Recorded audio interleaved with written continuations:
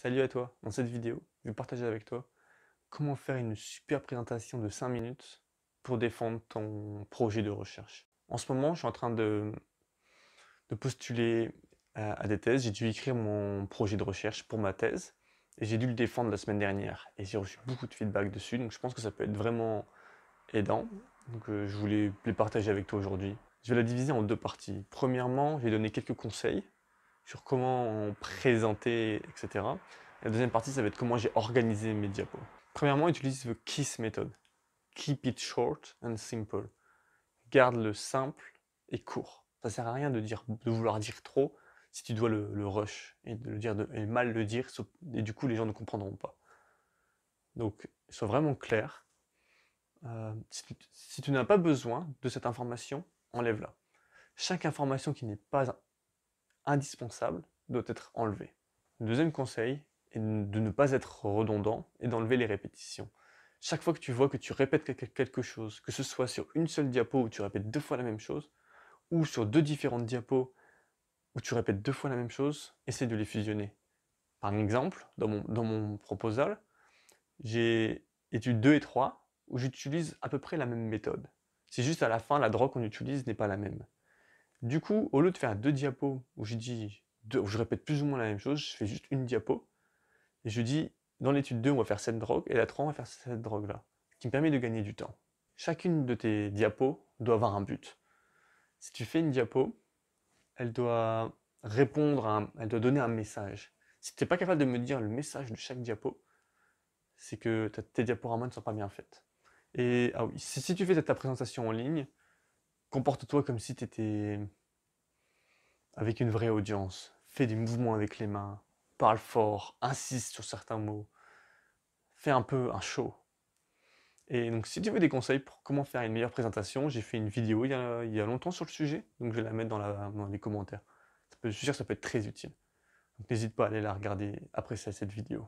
Et le dernier conseil, c'est que si tu t'éloignes de 2 mètres de ta présentation, tu vas être encore capable de lire et de comprendre. Si tu n'en es pas capable, c'est que tu as trop de texte. C'est que les images sont trop petites, c'est que c'est mal organisé, qu'il y a trop de contenu. Donc enlève du contenu pour les faire aussi aiguisées et précises que possible. Donc maintenant, comment est-ce que j'ai organisé ma petite présentation pour mon PhD proposal? Donc ma première diapo, très rapide, titre, mon prénom, mes superviseurs et mon département, mon labo. C'est une diapo évidente qu'il ne faut pas oublier de faire, bien sûr.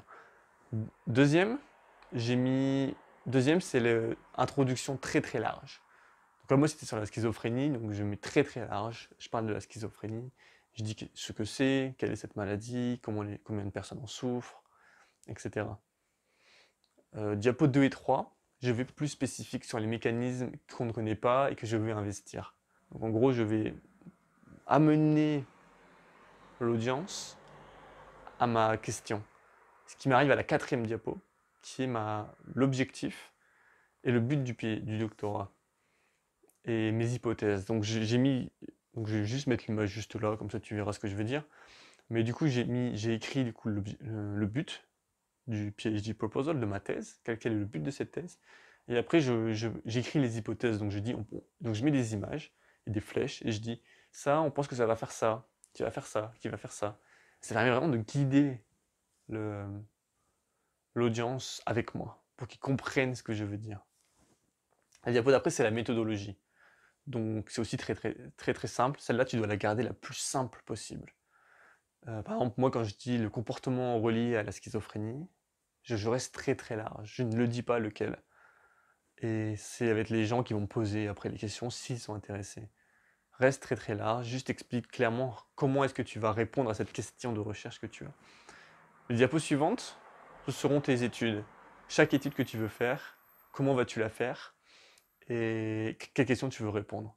Donc tu écris étude 1, le titre, et après tu peux remettre par exemple les mêmes images avec les flèches que tu avais mis euh, pour le but et objectif du doctorat, mais tu les adaptes un peu pour faire ton, chaque étude. Ça, c'est ce que j'ai fait et ça marche très bien parce que du coup, les gens connaissent déjà ces images-là et ça permet juste de répéter les mêmes informations. Donc les gens, s'il n'y a pas de changement d'information, ça reste très simple du coup.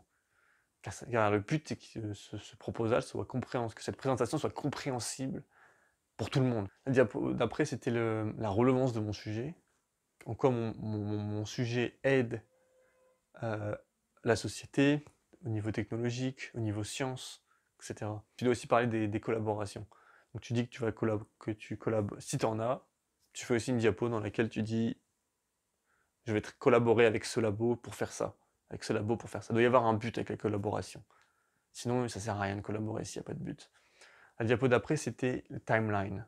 Donc, comment est-ce que mon projet est réalisable dans les 3 ans? Donc, en théorie, tu dis oui, c'est réalisable. Et tu montres comment, avec une Gantt chart, à ce moment-là, je vais dire, c'est bien d'avoir un projet ambitieux et réalisable, mais à la fin, je suis sûr que vous allez être d'accord avec moi, c'est la personne qui va faire le projet qui est le plus important. Donc, et là, je bifurque sur la diapo d'après. Pourquoi est-ce que je suis le candidat parfait? Et après, j'arrive sur les diapos. Moi, j'ai fait 2 diapos, 2 slides, dans lesquels j'explique pourquoi est-ce que je suis le candidat parfait. Donc, j'explique mes projets de recherche passés, mes expériences développées, les sujets sur lesquels j'ai travaillé, etc.